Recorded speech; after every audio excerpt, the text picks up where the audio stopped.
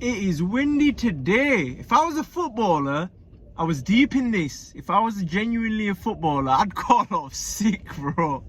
If it was this windy and cold. I'm injury prone, you know, when I play football.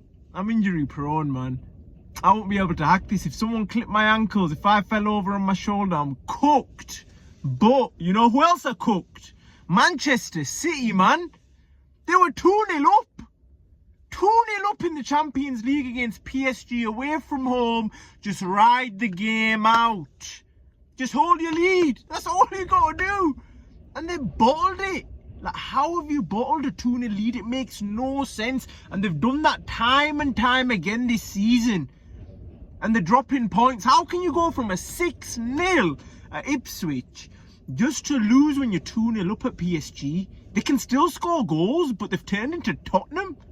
They've turned into Tottenham, like Maddison, Solanke, Son, Kulusevski. They're all ballers. They can score goals, but their defence is leaky. I think that's why they're getting rid of Kyle Walker. Pep Guardiola wants Kyle Walker gone. He does not want him at that club. But yeah, that's crazy to me how Man City are dropping points. I know PSG were at home in the Champions League, but now, in their last game, they have to ensure that they win for qualification.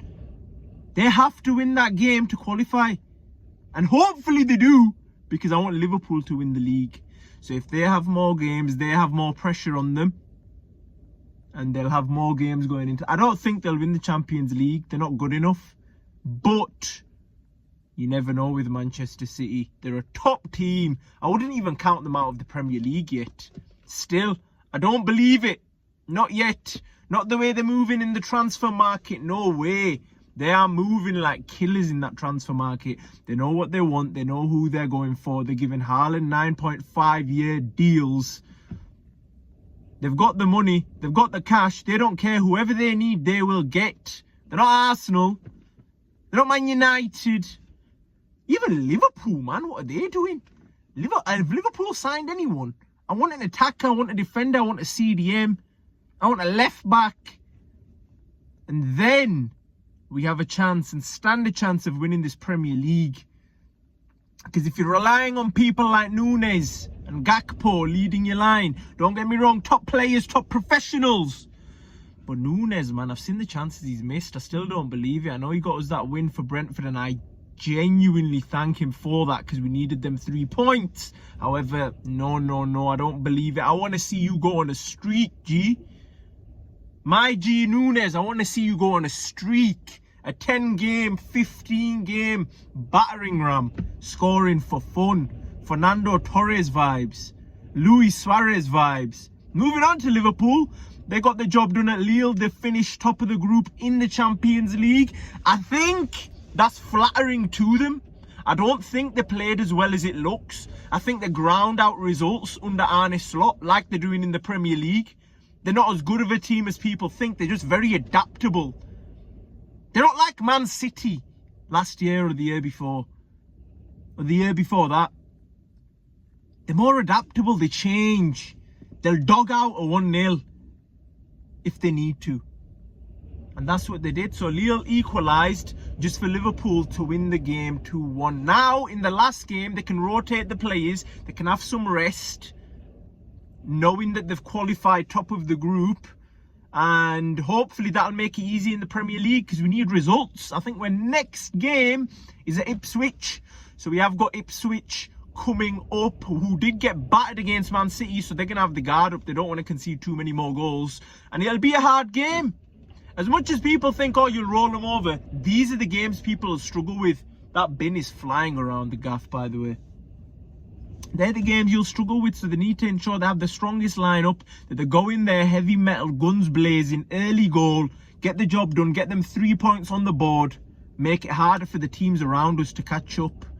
Because we've played 20 games, or 21 games, the rest have played 22. There's a lot of games to play.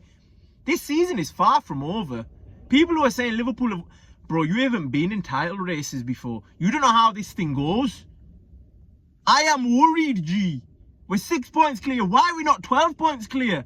Why did we drop points to Newcastle when Kelleher made a mistake? How have we drawn to Nottingham Forest with all them chances? That shouldn't be happening. And we need to utilise Chiesa and Nunes a lot more moving forward. Arsenal also got the job done at Shakhtar. I don't know how their fans are gassing up that 3-0 win. I know it's the Champions League. I know they're probably going to qualify. But their fans, man, deluded.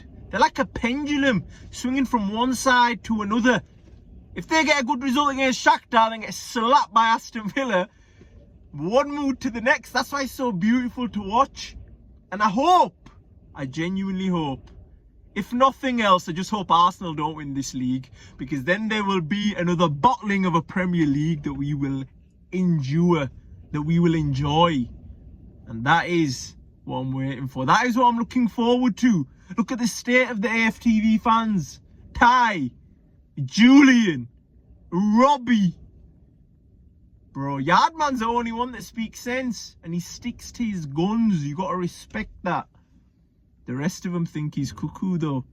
And are they going to get a signing this season? They want a striker. They need a striker. Are they going to get their striker? I don't know. They may make a rash decision. Wolves are offering and wanting 80 million for Matheus Cunha. What? Cunha for 80 million? Bro, this market is so inflated. They bought Rice for 100 million. They're not helping themselves. In a January transfer window, it's going to be difficult. That's probably why Liverpool are relaxing, you know. They're like, you know what? Especially with their stingy owners, they do not want to buy anybody else in this transfer window. Aston Villa have signed some good players though. Looking back at that 2-2 against Arsenal, how the heck, firstly, did that happen? Secondly, how the hell have they got such a strong bench compared to Arsenal? Arsenal are doing something wrong, and Mikel Arteta has spent way too much money for frauds. Don't get me wrong, he's got them in a better position than Ten Hag. I'm not comparing the two, but Ten Hag did win a trophy. He beat Manchester City, the champions, the best team in the world.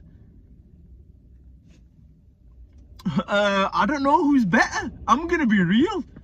Because Mikel Arteta's finished, if he finished first in one of them seasons, it'd be a completely different conversation. It doesn't matter whether it's by 1 point or 20 points. He finished second. You don't get a trophy for second place. Who is better? Ten Hag or Mikel? Damn, man. Mikel's never been a winner, though. Hopefully he stays that way. Because that brother runs up and down the touchline off a goal like he's won the Champions League every game, bro. Every game.